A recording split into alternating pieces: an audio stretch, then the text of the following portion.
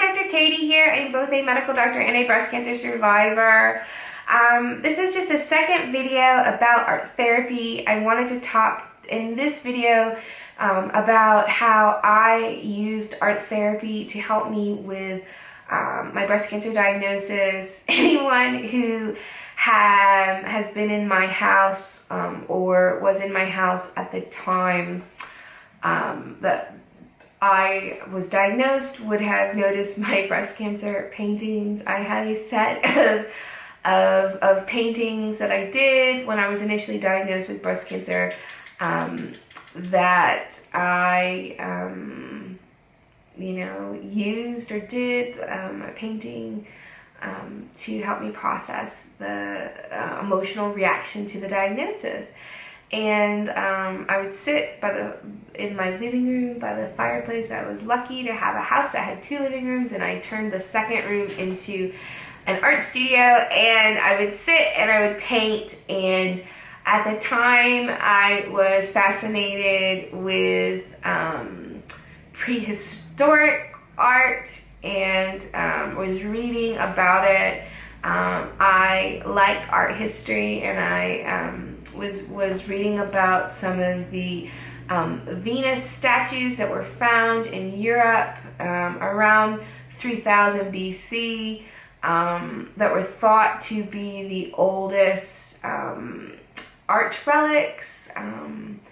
When you read the art history literature, there are some arguments about what is the oldest art relic, but nevertheless, I was very, very fascinated by these Venus statues, these feminine fertility gods that were quite voluptuous and are old art relics. And so one of the things that I really noticed was just how massive the breasts on these statues were. And anyway, I was studying prehistoric or Paleolithic art at the time, and so that was really part of why when I started painting and was expressing these emotions of having the breast cancer diagnosis and of facing surgery and losing my breast, that a lot of my art took the form of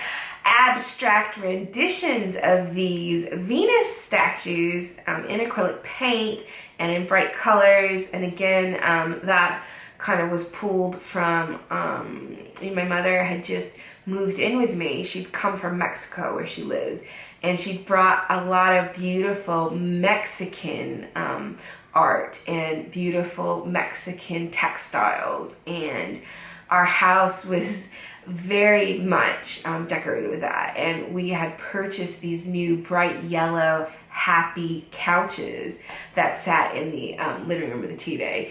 And so that also really was in my environment.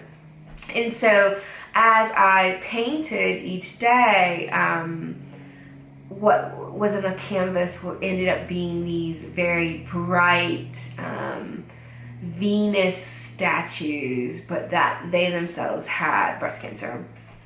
And for someone who walked into the house and didn't have that background knowledge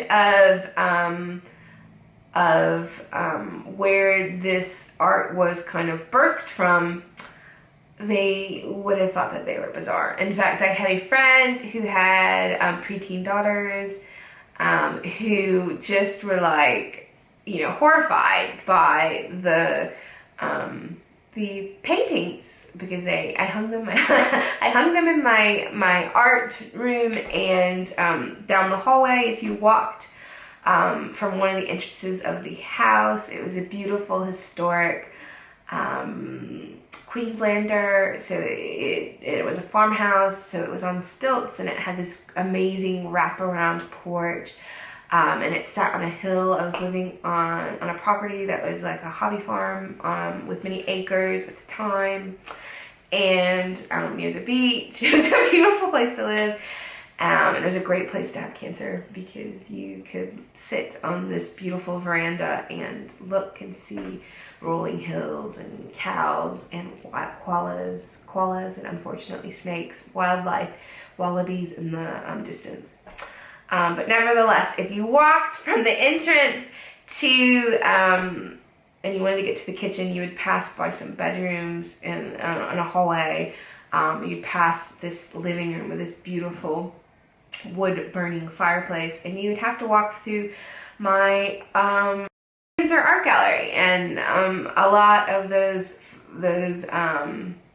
paintings were quite graphic. So and it's scary, it frightened some people.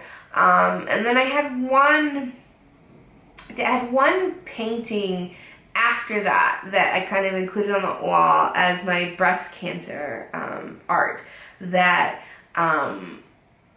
when I stood back, it was like beautiful chaos. It was more like something like a Jackson Pollock.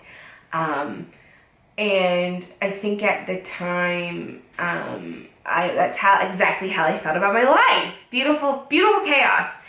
And the unpredictability of life. And I'd finally gotten to a point where I'd kind of accepted what was happening to me, and I realized that I'd woken up, and despite how miserable I felt, how sick I was, how scared I was that I was gonna die, I was just blissfully healthy and happy from an emotional point of view. I had a lot of amazing supports in my life. I had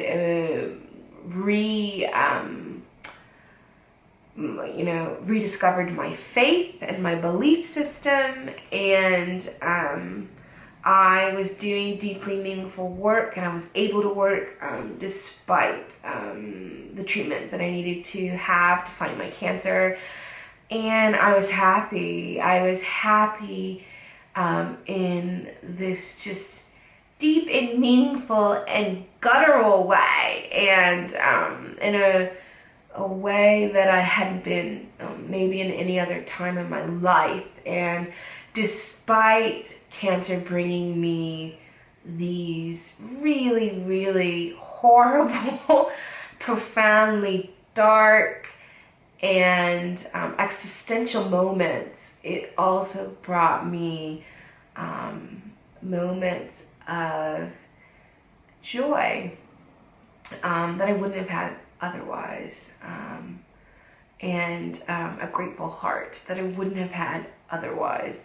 And it felt like a beautiful chaos, and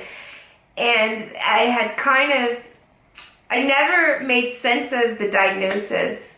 I didn't think that was something that needed to happen, though I shared chemotherapy chairs beside people that were still struggling with the why me.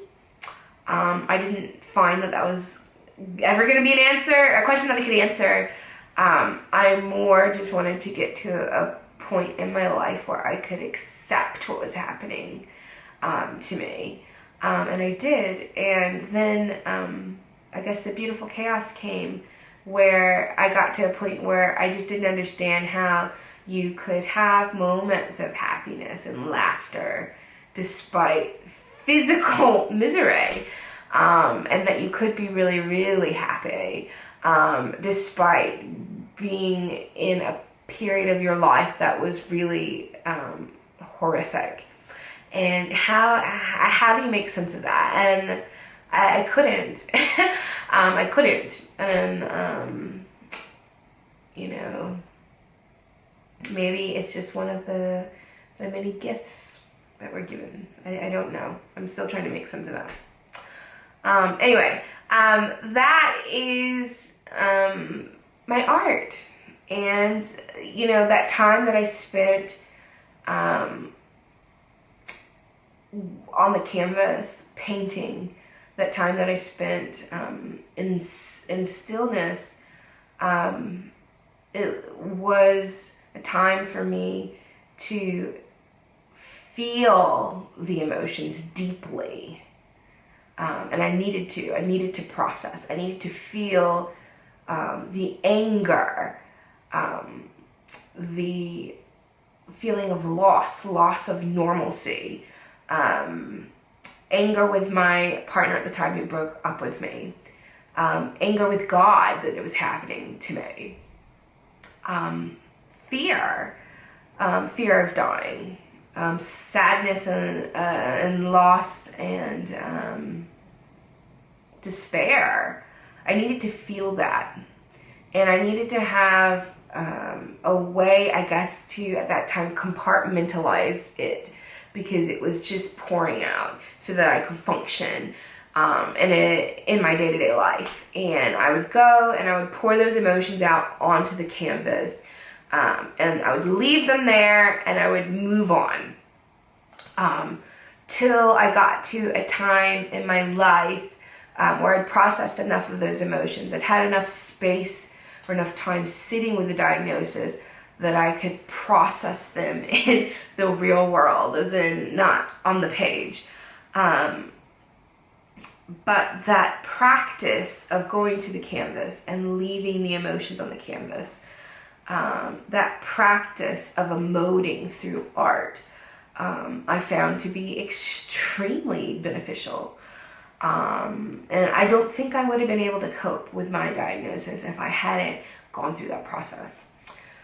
So I feel like I've been rambling a bit, but I just wanted to talk a bit more personally about my experience with art during that initial pivotal moment of initially being diagnosed with breast cancer. Thank you.